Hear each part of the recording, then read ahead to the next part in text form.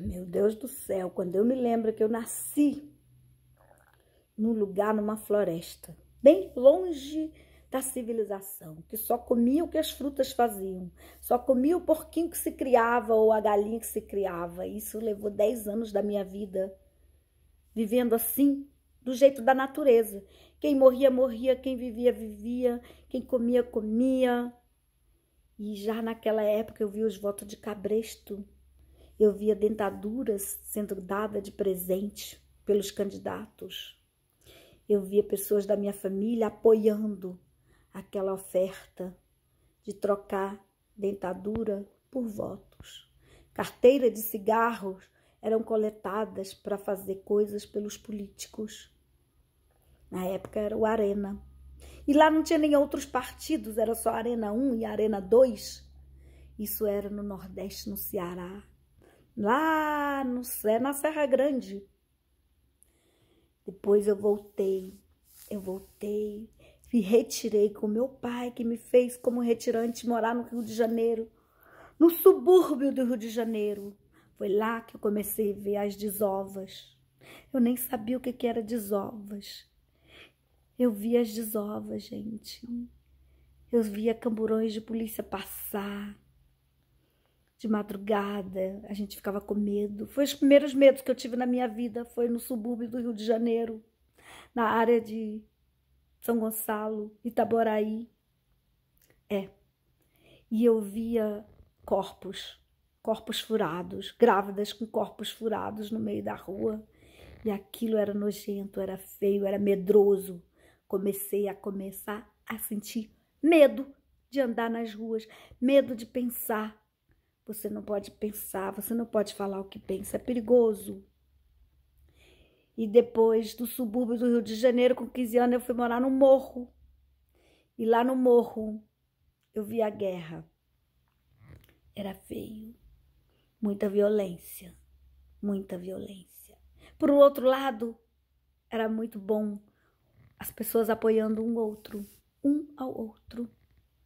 E depois eu fui morar assim, nos cubículos de Copacabana, nas kitnets, dividido com 3, 4 pessoas. E para sobreviver, você tem que comer, pagar aluguel, trabalhar. Eu tinha 5 trabalhos. Tinha 5 trabalhos. Para poder comer e pagar o aluguel, 5 trabalhos. Não dava para comprar roupa nem sapato. E nessa época, um dos meus trabalhos, dos 5 que eu tinha, um deles era num consultório dentário, como assistente. Aí veio uma cliente e disse: você conhece alguém que queira trabalhar em Israel? Lá tem uma creche, eu estou precisando de alguém. O meu salário com 5 trabalhos só dava para pagar meu aluguel e comer banana e um sanduíche no McDonald's, que às vezes eu era convidada de uns amigos que pagavam para mim. E era época de Collor. E o dinheiro, a fila da carne, e você ganhava um salário e de manhã o açúcar aumentava, depois o óleo aumentava, depois o arroz e feijão aumentava, e o seu salário no final do dia não tinha o mesmo valor que era ela de manhã. O valor dele de manhã não existia. De manhã o salário tinha um valor e de noite tinha outro, desvalorizava. E eu tinha 22 anos. E eu virei para essa moça que apareceu no consultório, uma senhora de idade, tão decente, e disse: eu quero esse trabalho, eu vou. Eu gosto de crianças, eu já trabalho com crianças. E eu vou. E fui. Eu não tinha noção de onde era Israel, como era Israel. Não tinha noção, eu era ignorante, uma menina que nasceu na floresta, que morou no subúrbio do Rio, que foi morar nas favelas e estava morando num kitnet em Copacabana, que não conhecia nada da vida, que tinha só a 8ª série. Fui embora.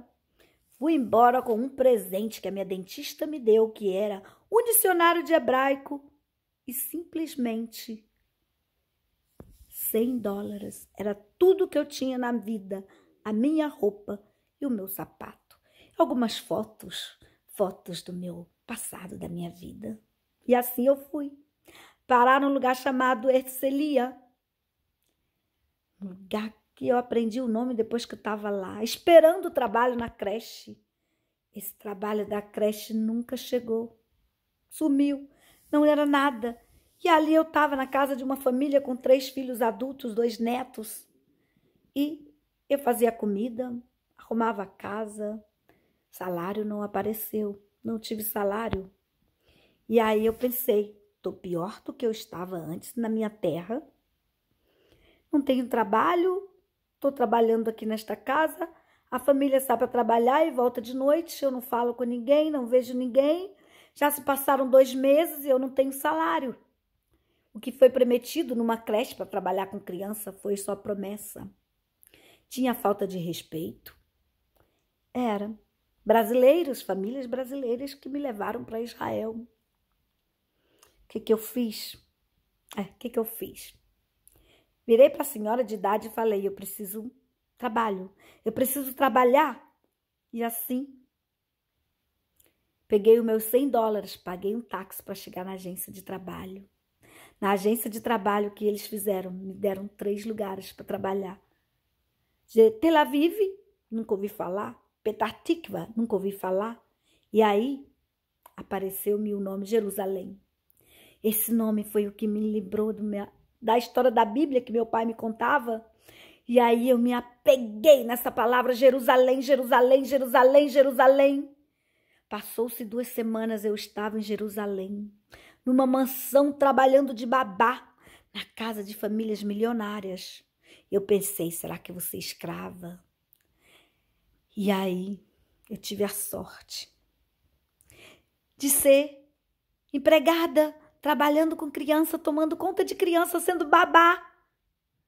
E a família me respeitava tanto, me cuidava tanto. E aí eu criei um vínculo de carinho, de amor, de afeto, que hoje com 50 anos ainda temos contato.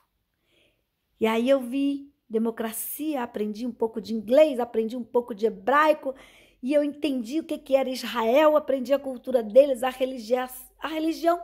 Fui tratada como gente. Sim. No meu país, eu era vista como a nordestina. Eu era vista como a pessoa feia. Eu era vista como...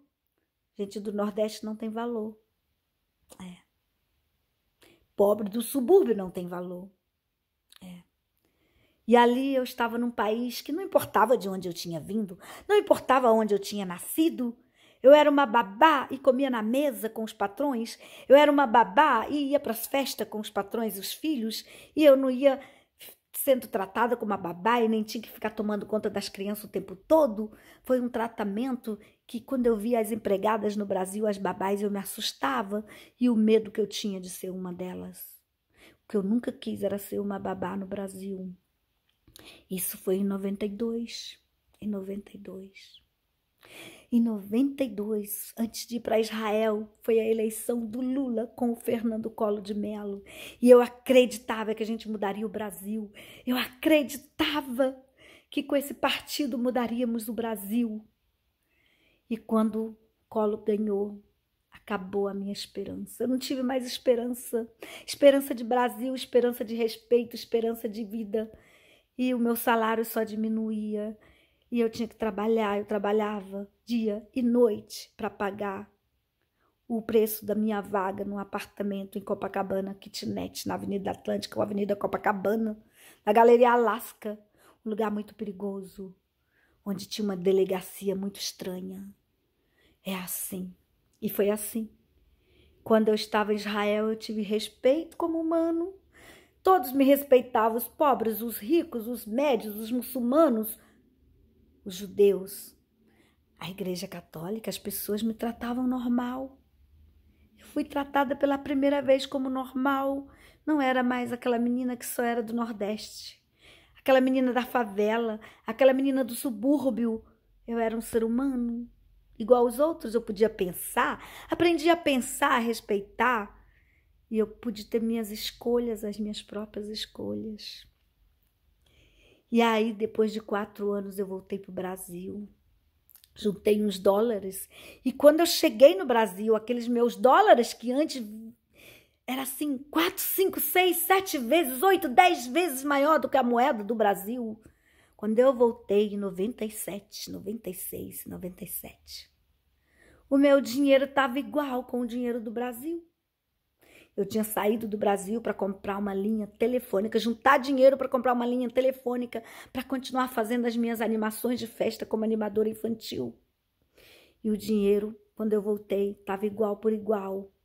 Os valores do telefone, que antigamente custava 30 mil, uma linha telefônica de 16 mil, quando eu voltei 4 anos depois, uma linha telefônica estava valendo quase nada. E eu comprei uma linha telefônica, depois de 6 meses eu vendia, que eu não precisava mais. Mas eu decidi a não viver mais no Brasil, um país que nunca me respeitou, um país que tinha uma sociedade escravista, que só quem tem dinheiro, quem tem universidade tem respeito como humano. Ali não é lugar para mim. Ali eu não fui respeitada. Antes de chegar no Brasil, em 96, eu tinha passado pela Europa. Eu fui para a Inglaterra, fui para a Holanda, para a Bélgica, para a Alemanha. E do meu jeito rude, ignorante, somente com aprendizados de 4 anos que eu tinha vivido em Israel, eu fui respeitada. Eu sentava por igual, eu tinha olhar igual. As pessoas me olhavam por igual. Ninguém me olhava de baixo para cima, de cima para baixo, como as pessoas que viviam na classe média alta e rica no Brasil me olhavam. E eu vim embora. Resolvi morar na Europa. A Europa é um lugar onde todas as culturas se passavam, onde todas as guerras já passaram. E eu vi muitas guerras, eu vi o fundamentalismo sendo construído, eu vi o fundamentalismo sendo... as bombas, os homens-bombas em Israel, os homens-bombas na Europa. Eu vi muitas coisas e, mesmo assim, eu me sentia muito mais segura na Europa. Em Israel, o maior país onde eu me senti mais segura do mundo. E o Brasil era medo. Medo de ter uma facada, medo de ser estuprada, medo de ser abusada. Medo. O Brasil é feito de medo, porque quanto mais medo você tem, você não reage. Você não é capaz de nada. O medo te faz ficar assim, paralisada, sem coragem. O medo não faz você ser nada, ser ninguém. O medo, eles botam em todos os lugares no Brasil. Quanto mais a população tem medo, mais eles fazem com você o que você quer. Porque quem tem medo não reage, não faz nada. Aí depois eu vim morar na Europa. E aí eu vi o meu partido, aquele que eu admirava, aquele que eu acreditava.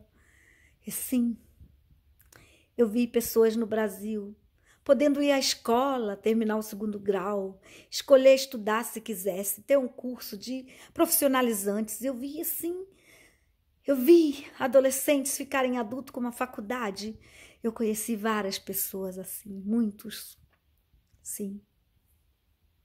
Mas eu morando na Europa, me afastei do Brasil e sempre na esperança. Ia de férias. Uma dessas férias foi 2014. E eu ouvi as pessoas falando: ai, vai voltar o militarismo, o Brasil vai ser melhor.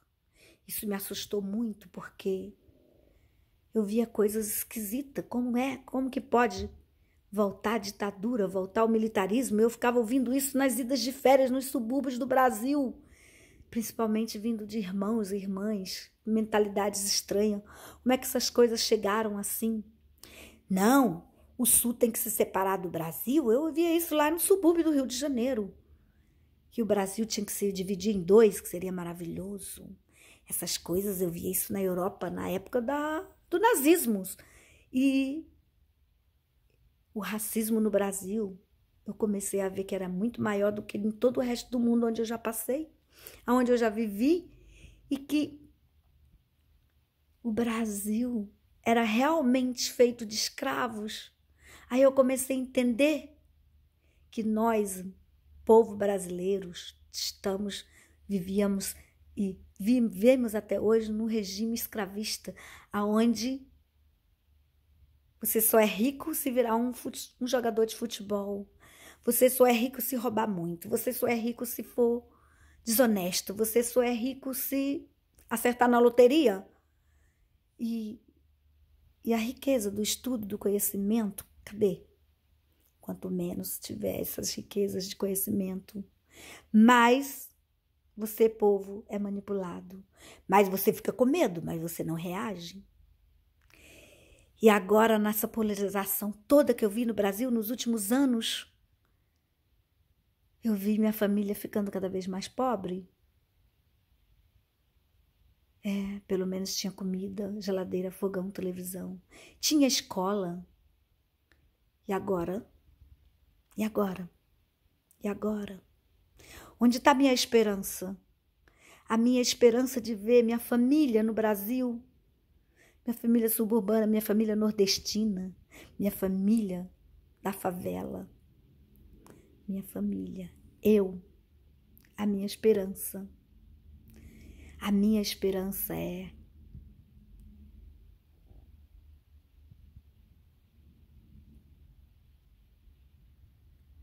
Lulala, brilha uma estrela, lulala, cresce a esperança, lulala. A minha esperança. A minha esperança não é a sua esperança.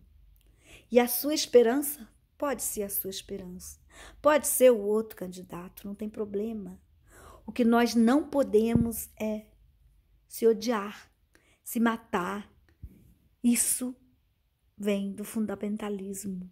O ódio na política, o ódio nas religiões. Isso vem do fundamentalismo. Isso é perigoso, muito perigoso. Eu vi muito isso no nazismo. Eu vi isso nas histórias do nazismo que eu acompanhei em 4 anos que vivi em Israel.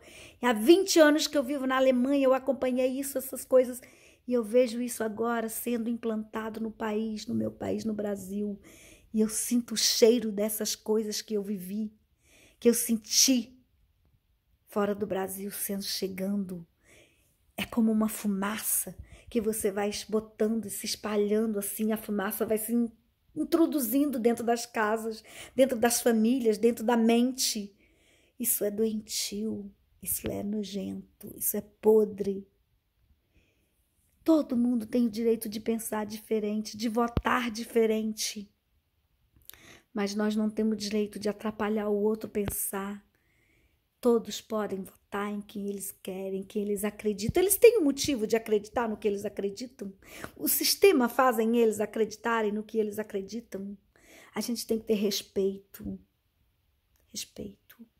E o ódio não leva ninguém a lugar nenhum. Achar que eu sou melhor que você é melhor que eu, que o meu partido é melhor que o seu é melhor que o meu, isso não existe, que a minha religião é melhor que a sua, a minha cor melhor que a sua, isso não existe. Só existe num país doente, um país enfermo e num país enfesado, um país muito enfesado. E a minha esperança, a esperança de que os seres humanos possam, com as suas dificuldades, com as suas diferenças, todos nós temos diferenças, temos dificuldades, temos problemas, mas não nos dá o direito de matar, não nos dá o direito de colocar o outro embaixo do pé e massacrar. Nenhuma barata que não tem sangue não se deve ser massacrada com o pé, porque até a barata, que tem vida, que tem o direito de viver do jeito que ela vive, merece o seu lugar no planeta. E você, humano, você, respire, agradeça que você pode respirar, acordar e poder fazer da sua vida o que você pode, o que você consegue, o que você constrói. Respirar, trabalhar, respirar, estudar, respirar, ter família, respirar, construir algo, respirar e agradecer, não ficar doente. Se ame, me ame, eu te amo, eu amo a vida, eu amo o ser humano. Gente, esperança. Tenha esperança e não passe para frente a violência, evite a violência, tire de você esse mundo de violência. A violência não leva a lugar nenhum. A violência leva a mais violência. Passar a violência é a pior coisa do mundo, do universo. O universo feito com violência só aumenta. Evitemos.